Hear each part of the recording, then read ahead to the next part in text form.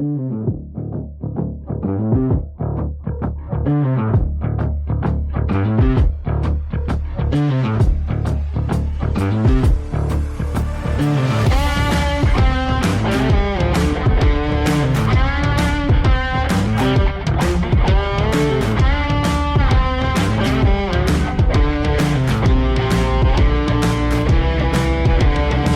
просил снимать на видео, как он добывает огонь. Да, делать, собственно говоря, особо нечего, поэтому решил проверить, каково это разводить огонь трением. Как учили на уроках ОБЖ в школе. Берем ровную палку, берем кору, я в ней выдолбил дырочку специальную, чтобы проще было палочке крутиться. Чуть-чуть солому посыпаем, потому что она быстрее всего воспламенится от трения. По бокам вот так вот. Ну а дальше вопрос только терпения и ловкости рук. Прошло 5 минут. Либо палка не та, либо я что-то не так делаю, но пока огня нет. Вопрос, будет ли? Ну должен быть, да, добывают же так огонь. Я на Discovery видел в детстве. Может, это огнеупорная палка? Нагревается, но не воспламеняется. Трения мало. Как вы можете заметить, другая палка появилась. Это вроде не огнеупорная. Сейчас уже до земли дойдешь. Ты, Глеб, сверло, что ли? Да что ж ты будешь делать-то? Да не, херач, пока до земли не просверлишь. Либо она тебя, либо ты ее. Успехом это все, к сожалению, не увенчалось. Как альтернатива пилы, если только можно Это использовать. да. Я не знаю, как так добывают огонь. Либо я дебил, либо это все миф. Глеб не опускает руки. В прямом и переносном смысле, потому что он держит бутылку, пытаясь добыть огонь с помощью нее. В общем, с бутылкой тоже какие-то результаты не очень. Может, бутылка тоже не та? Скорее руки не оттуда, но это вряд ли. Странно, с бутылкой тоже вроде разжигают. Может, дело в том, что это кока-кола, спрайт, пепси? Пепси для огня, нет? Блин, кстати, может быть. Спрайт у нас тоже есть, можно спрайтом будет попозже попробовать. Может, спрайт воспламеняет кору. Блин, я, короче, не успокоюсь, надо стеклышко. Ладно, я не унываю. Нашел стеклышко. Буду пробовать разжигать им. Солнце, вот, как вы видите. Будем пытаться. Здесь, кстати, у нас вода греется, чтобы быстро можно было принимать.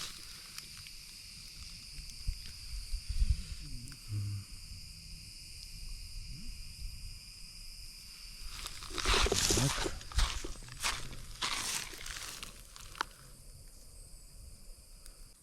Что-то, по-моему, какая-то шляпа. Я не знаю, что я делаю не так. Как вы могли помнить, Глеб вначале, как приехали, нашел голову козы. Сейчас Глеб пришел с другим уловом. Это что, лось, что ли? Или кто? Я не знаю, кто это, но это что-то большое. Блин, зубы какие все, бескриозные. Да. Жесть. Офигеть. Офигеть. Там еще челюсть валяется отдельно. Без башки. Что с ним хочешь делать? Ну тоже. Для устрашения куда-нибудь надо поставить. А она так и была на нитке? Да, на вкус так была смотри. Может это коровье? Ну конечно уж, а ты кто думал? Лохнесское чудовище?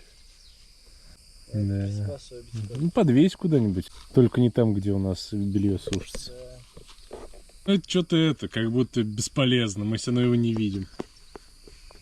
Может сюда куда-нибудь? Вон, смотри. Прям на палатку сверху положи он свою. Вон за какую-нибудь за коринку зацепи. Да у меня рост не хватит. Да вот пиздулина вот. Вон она. Видишь, не высокий который, а вот Она ниже. будет держать. Да? Ну попробуй. Если упадет, будет смешно. Давай, давай еще. О, во. Ну. Не будет. Еще как держится. Как будто корова смотрит из-за дерева. Типа, а вы что здесь делаете? Вот так вот.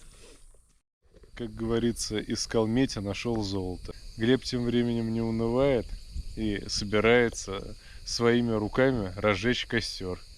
Вспоминает все лайфхаки, которые видел на ютубе. Ну, а пока закрываем объективчик. Глеб, ну что думаешь, может все-таки зажигалка? Да зажигалка любой дурак сможет. А я вот дурак не могу. Я не знаю. Бутылка не получается, тренем не получается. Искал стеклышко, не получается. Ну, правда, оно зеленое было, не белое. Белого не нашел. Зато он челюсть коровью нашел. Им тоже не получится. А спички как? Да тоже слишком просто. Так что на жаре еще тяжело находиться, на солнце прям. 33 градуса На сейчас. самом солнцепеке. Тоже мозги плавятся. Артем с Глебом решили выпить вот эту штуку. Хуйню. Чай. Зачем платить за Нести, когда можно Нести сделать самому? Просто, смотри. Я не чувствую. Да ты можешь и не видеть. Ну, да, Я зрителям показываю. Корм Ну кошачий. да. Мяу.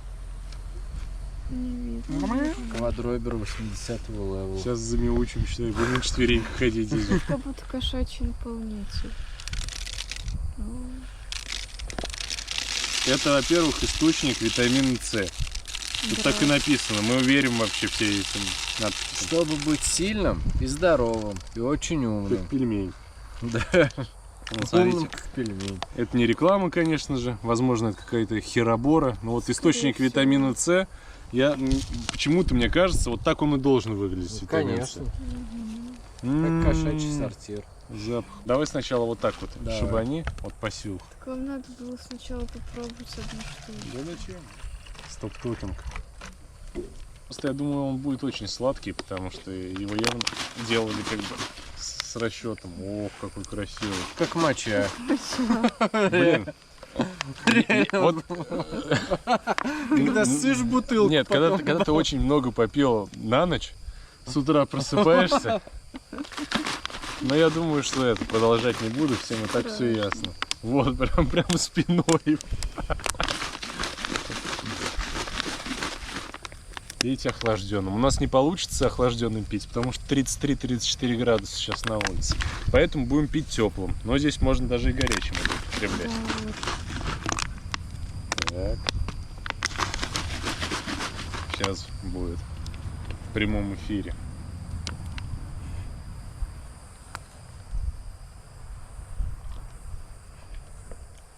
Да я думаю, можно еще половинку залить. Давай. Ну, потому что она такая. Нужно крышку лучше открыть, так будет Блин, литься я больше. думал, с закрытой крышкой получится. Закрытый, ну согласен, с открытой может каждый. Ну вот так вот еще. А вот с закрытой крышкой налить. Вот насняли бутыль. Могу подбавить, если надо. Ну. Пузырьки какие.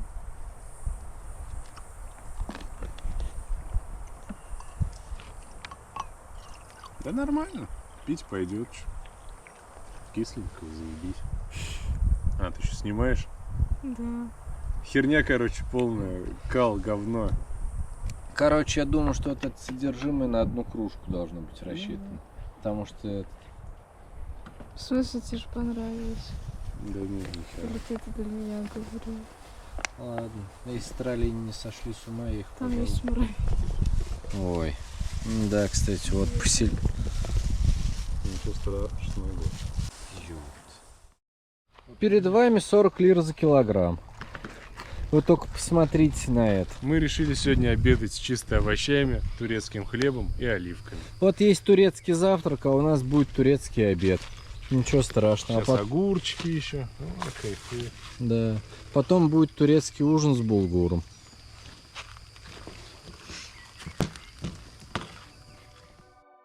Друзья, ну что? Случилось чудо. И мы на связи. Турксел, не Турксел, а Турктелеком теперь у нас. Что-то новое. Работает чуть лучше Турксела, вроде даже немного дешевле. А я вот ходил вдоль трассы, нашел бутылку пустую из-под минералки с желтой жидкостью.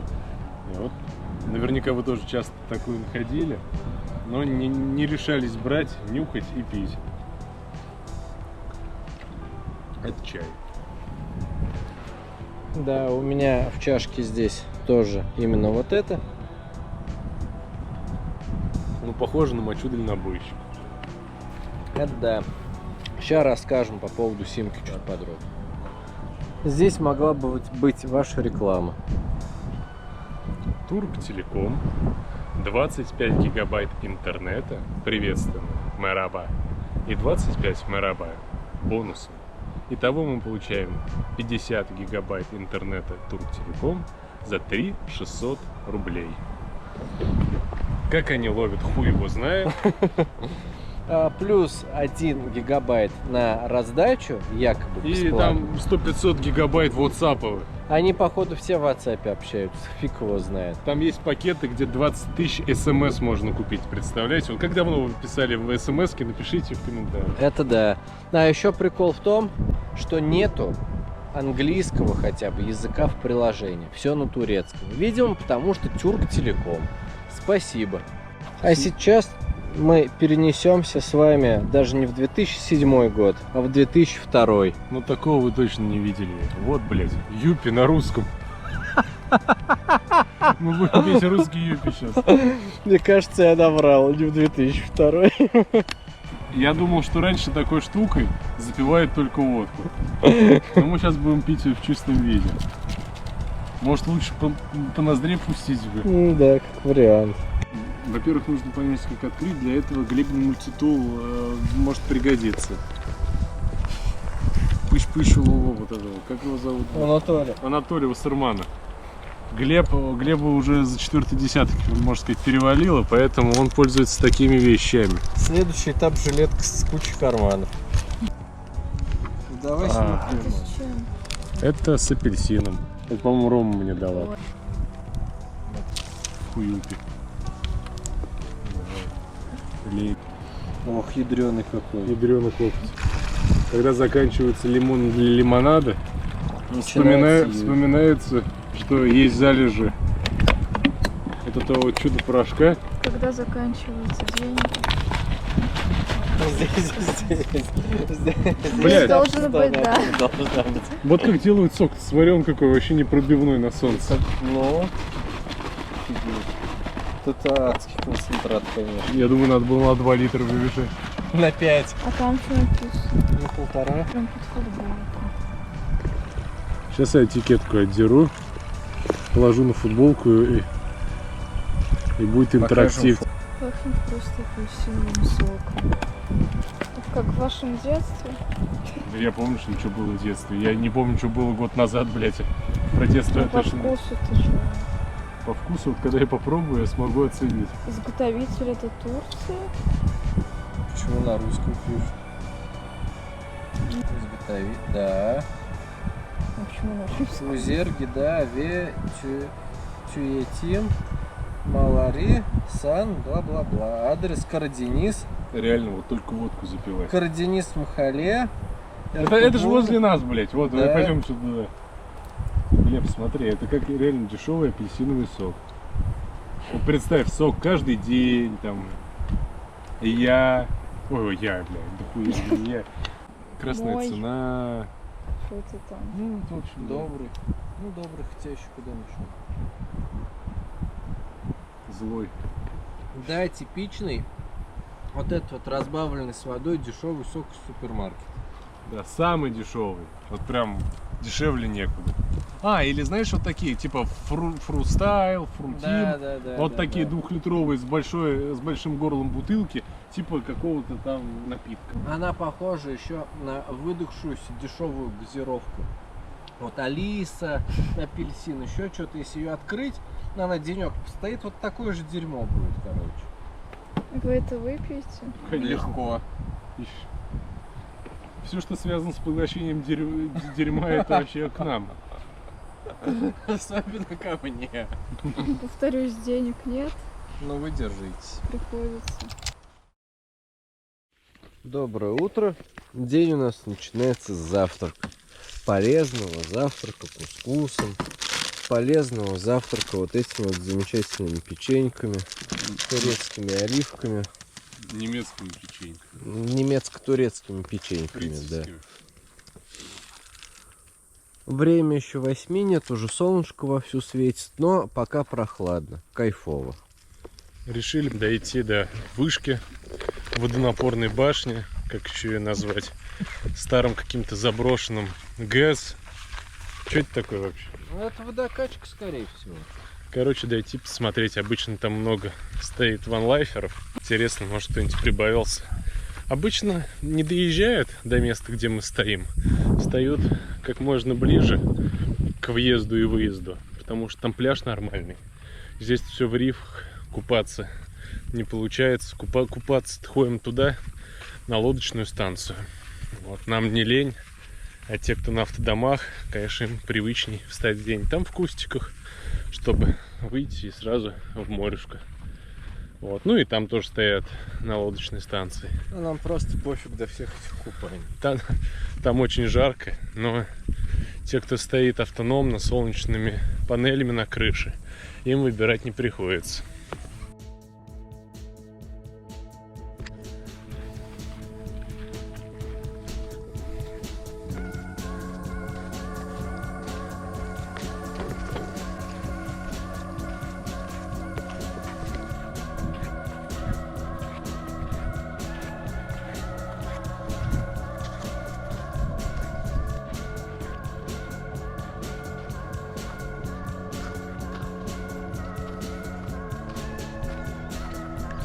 Делаем ставки. 100 пудов в этом здании охрененные температуры. Свежо, прохладно, как будто кто-то включил кондиционер. Как обычно, башни, которую мы снимаем, как только приезжаем сюда, и говорим что-то вроде: вот бы залезть туда наверх, или как вот Глеб пытался залезть и не залез. Ладно.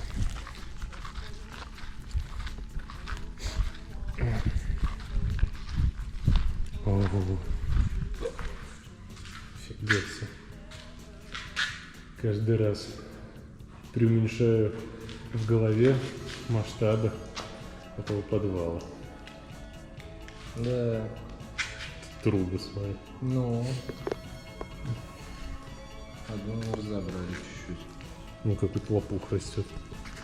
Покажем вам OneLife турецкий нашим зрителям.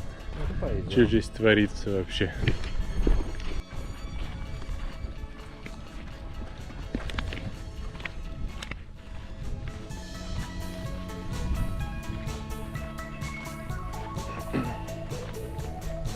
Ну а вот, собственно говоря, центр притяжения вот этих туристов на автомобиле и на караванах. Это вода. Так всегда и везде. У нас в Денисовке тоже, возле колодца. Все, как правило, сталкиваются. Офигеть. Все турецкие номера.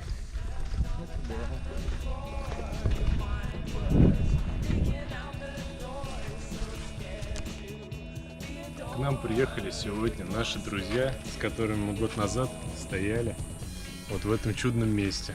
Вот собираемся делать шашлыки. Пока Андрей, Глеб и Настя поехали за мясом, я вот разжигаю. Наконец-таки первый раз за 5 дней у нас есть какое-то жалкое подобие костра. Правда, конечно, на жаре плюс 30 костер не совсем в тему, если уж так честно говорить, но вот наслаждаемся. В принципе, на этом же самом месте год назад костер и был. Вот, смотри.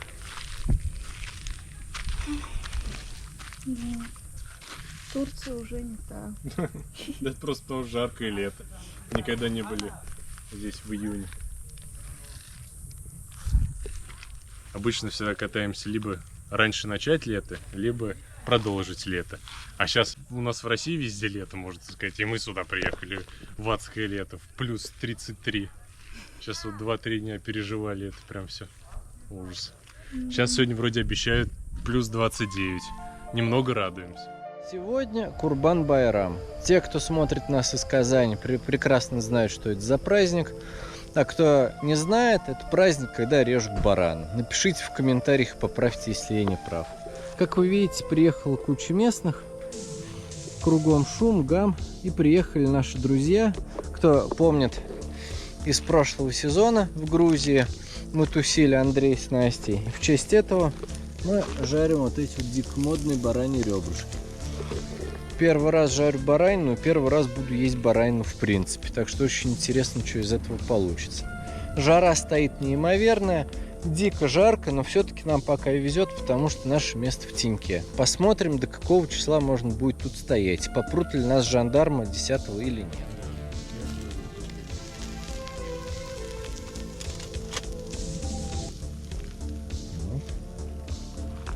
За приезд. Наконец-то мы здесь, на нашем месте, блядь. В родной Денис. В родных краях. Сейчас мы идем добывать воду. И вы увидите, как это делается здесь, на Козах, в Денис-Кент-Бич, ака в Денисовке.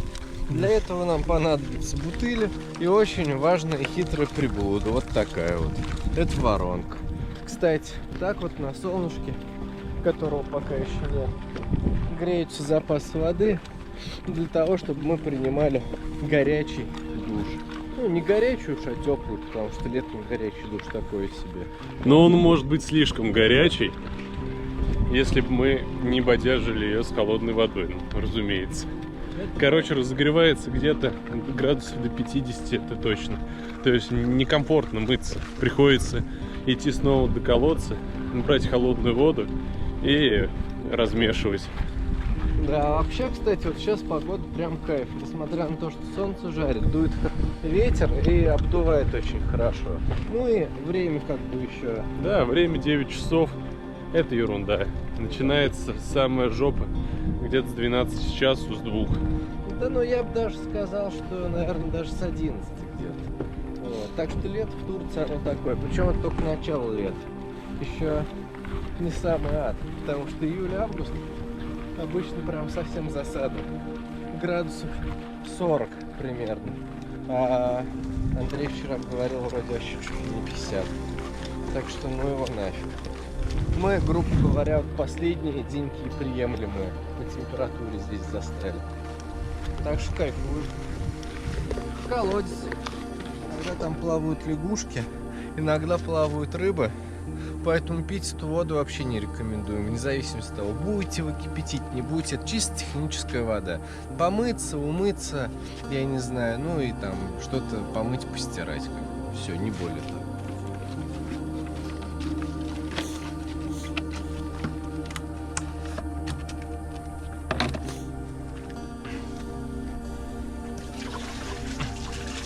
Кстати, с ведром тоже отдельный прикол.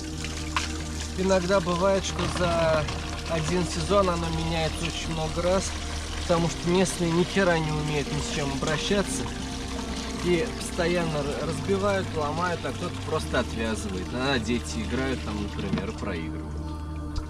Кто-то даже моет посуду прямо над этим колодцем. Это да. Стирается и так далее.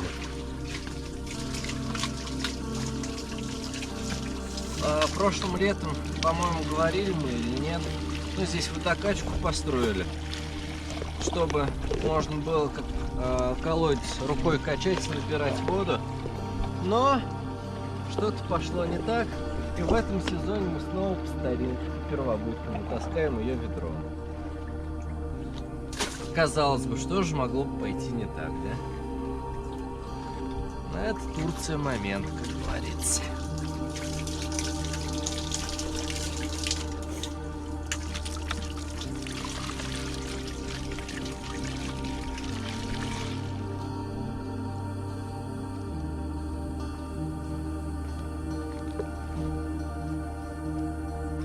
Все, запасы пополнили, сегодня будем мыться.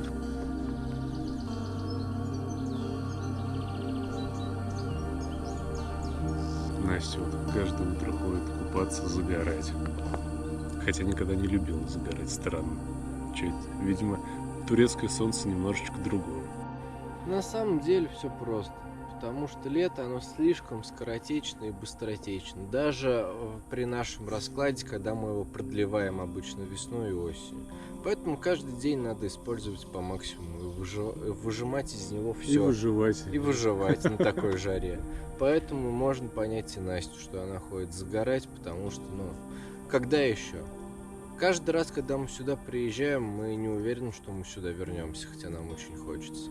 Поэтому, я сейчас на серьезных щах эти вещи и говорю, что нужно пользоваться моментом, случаем. Странно здесь находиться летом, да? Вот прям Очень странно, обычно, неожиданно. Да, обычно мы уже едем где-то уже на пути в Казань в эти дни. Обычно мы уже в Казани в это время.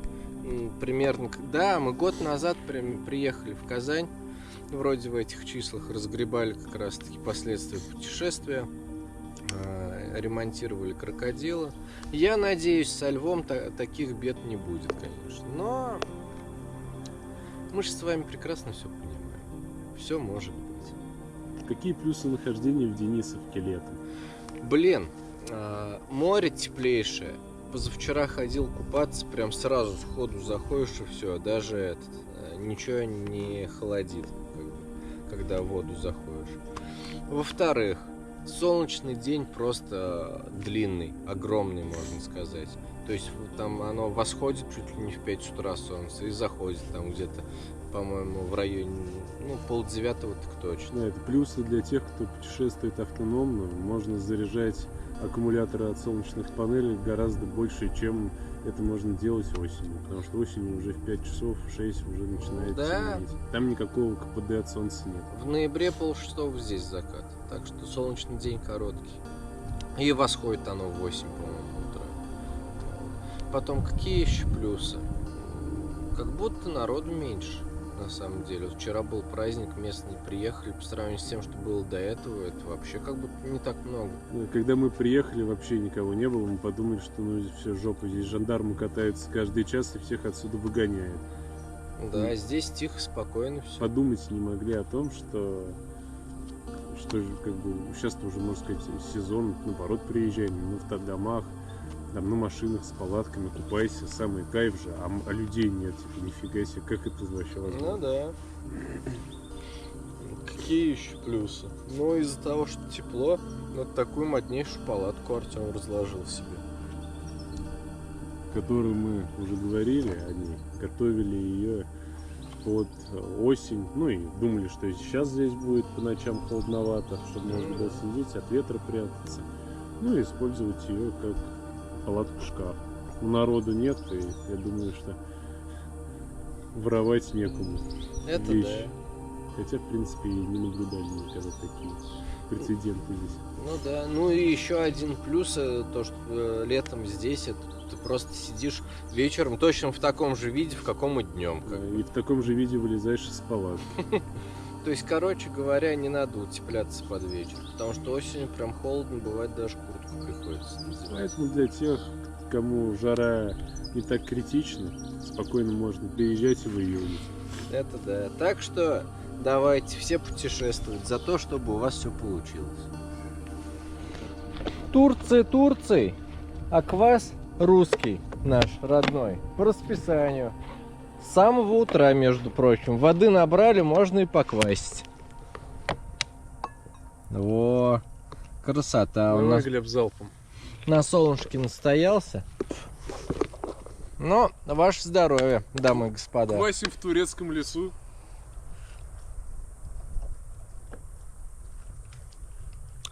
Хорошо. Чиназис. Полнейший чиназис. Вчера был бараний день, сегодня рыбный день. Хоть и не четверг, или когда там он должен быть. Рыбовая жарится. С виду красиво. Посмотрим, как на вкус. Глеб, привет. Привет. Ты что, на французской машине собираешься пить? Французское шампанское. Bienvenue. Je ne m'en de passagers. Peugeot, Renault и Citroën.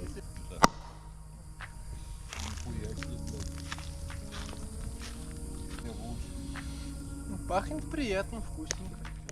Каждый день из путешествия стоит того, чтобы завершить его с бокалом безалкогольного шампанского. За дороги, которые мы прошли, и за те, что еще ждут впереди. Не забывайте про наш телеграм-канал, там всегда актуальные новости. До новых встреч в новом выпуске.